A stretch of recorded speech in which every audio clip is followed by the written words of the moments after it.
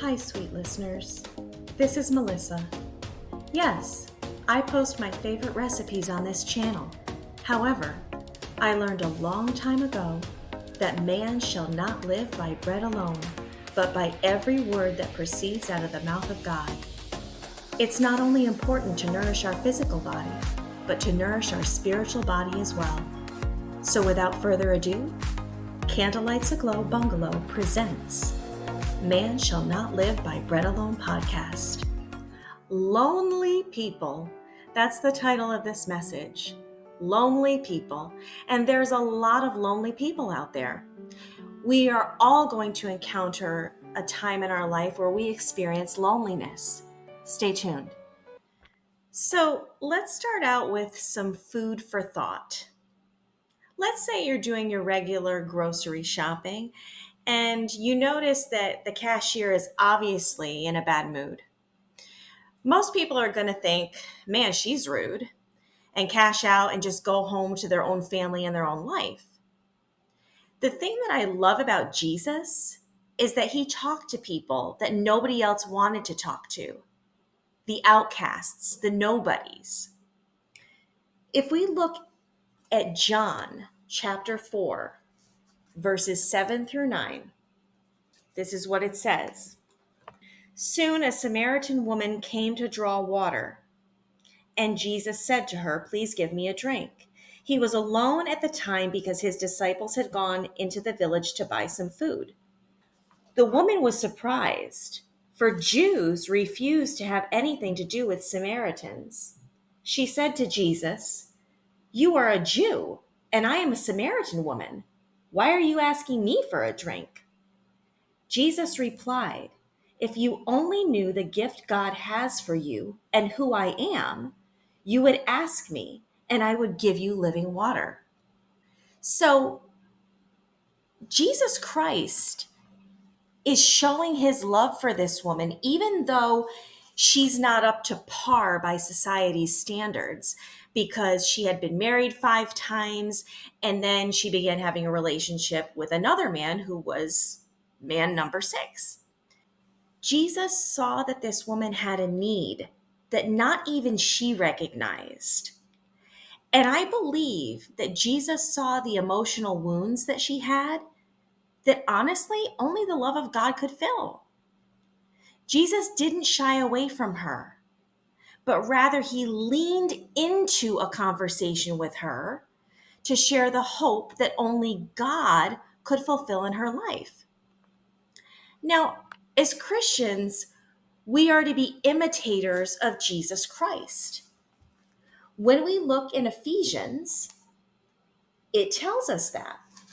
Ephesians 5 says, "Follow God's example in everything you do, because you are his dear children.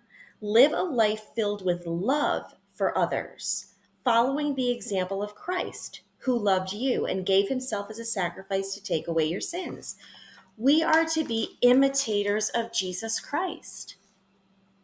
But sadly, most of us would probably say nothing to the cashier at the grocery store who was in a bad mood. In fact, most of us probably wouldn't even notice her bad mood because we have so much of our own lives on our minds. There really is a mentality of our for and no more, meaning that the people in our immediate family, those are the ones that we think about all the time, and we don't expand our horizons and look to and notice the hurts and sorrows of others. There are people all around us every day who are hurting. We see these people every day, but many times we don't even notice. There are people even within our own churches that are lonely and hurting. We see them every Sunday, and probably we don't think about it. The question to ask is, how can we put the love of Christ in action? Why not start a conversation with the bad mood cashier and ask her, "Are you okay?" And how about inviting her to church? Or maybe even inviting her out to lunch or a movie with friends and family. Now, yes, we need to use discretion. We need to be safe. Jesus said in Mark 16:15, "Go into all the world and preach the gospel to all creation." Now, I don't believe that this just relegates us to preaching in church. There are a lot of hurting and lonely people in the world who people look right past on a daily basis, don't even see them. And these people feel like they're not seen, they feel like they're not heard, and they feel like they're not cared about.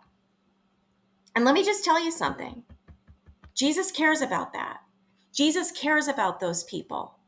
Go into all the world and preach the gospel. The gospel means good news.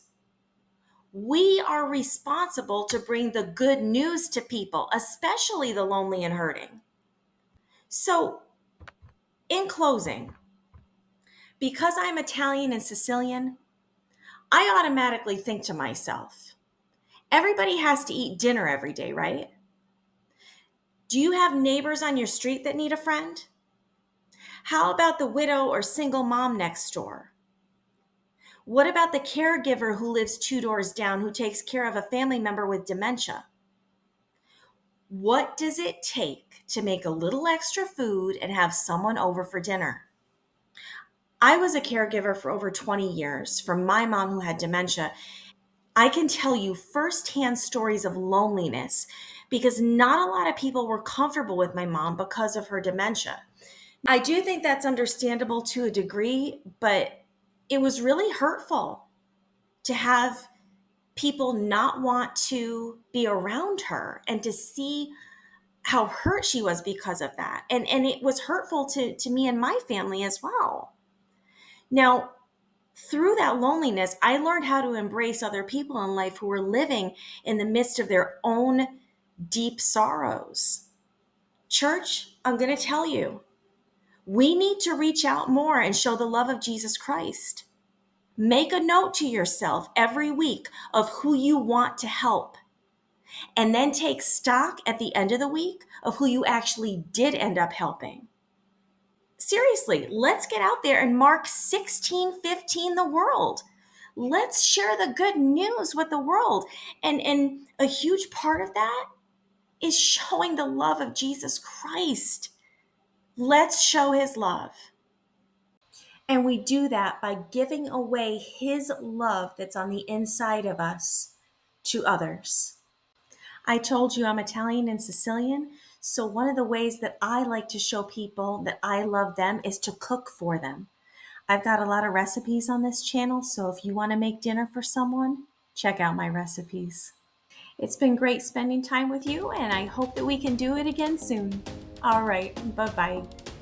Hit the like button and subscribe so that you never miss an episode. Check out my other videos. See you soon. Bye-bye.